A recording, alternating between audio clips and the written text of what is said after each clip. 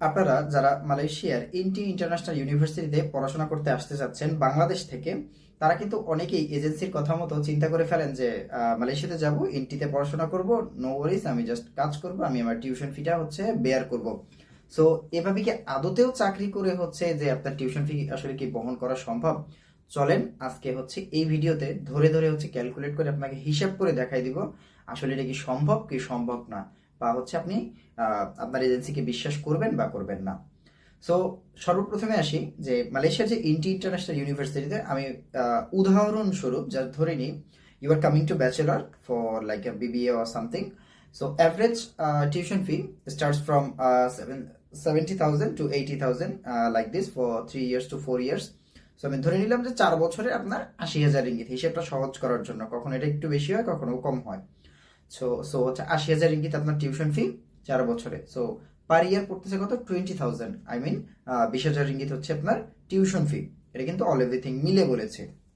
এটার পাশাপাশি আপনার কিন্তু পে করতে হবে আপনার রুম রেন্ট, আপনার নিজস্ব খরচ, এগুলো আমি এক্সট্রা ধরে নিলাম যে ঠিক আছে, এটা না হয় আপনার অন্যভাবে আপনি ম্যানেজ করলেন। সো আপনার যে টিউশন ফি যেটা, এটা যদি 20,000 রিঙ্গিত বছরে হয়, তাহলে আপনি হিসেব করুন যে আপনার হচ্ছে পার মান্থ কত আসতেছে।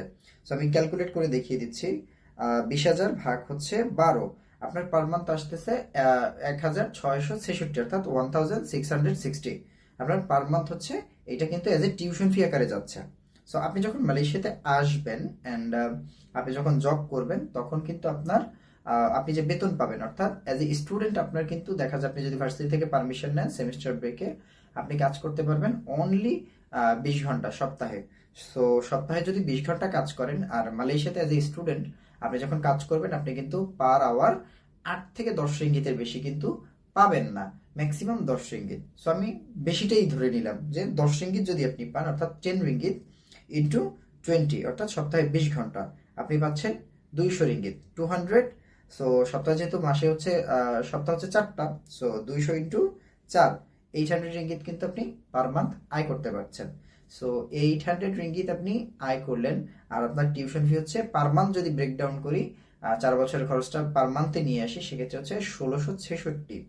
সো 800 হচ্ছে, 800 থেকে যদি আমি 1666 মাইনাস করি, এখন হচ্ছে কিন্তু আপনার সরি 1666 থেকে 800 যদি আমি মাইনাস করি, সেক্ষেত্রে হচ্ছে এখন আপনার 866 রিঙ্গিত কিন্তু এজ এ ডিউ থেকে যাচ্ছে।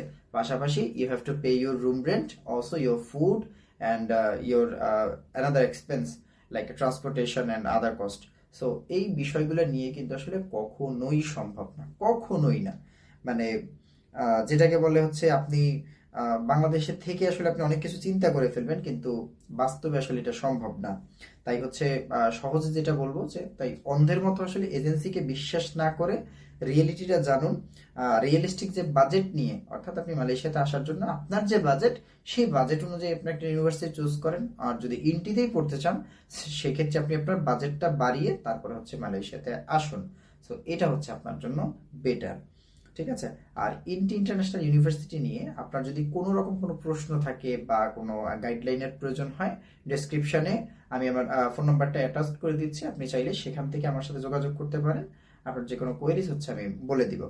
আর ভিডিওটা যদি আপনার ভালো লাগে, অবশ্যই হচ্ছে আমাদের ইউটিউব থেকে যদি দেখেন তাহলে হচ্ছে সাবস্ক্রাইব করবেন, আর ফেসবুক থেকে দেখলে হচ্ছে ফলো দিয়ে রাখবেন। কারণ আপনার হচ্ছে ওই একটা ফলো বা একটা সাবস্ক্রাইব কিন্তু আমাদের ভিডিও বানানোর জন্য আরো অনুপ্রাণিত করে। আর কমেন্টে জানাবেন ভিডিওটা কেমন লাগলো। আল্লাহ হাফেজ।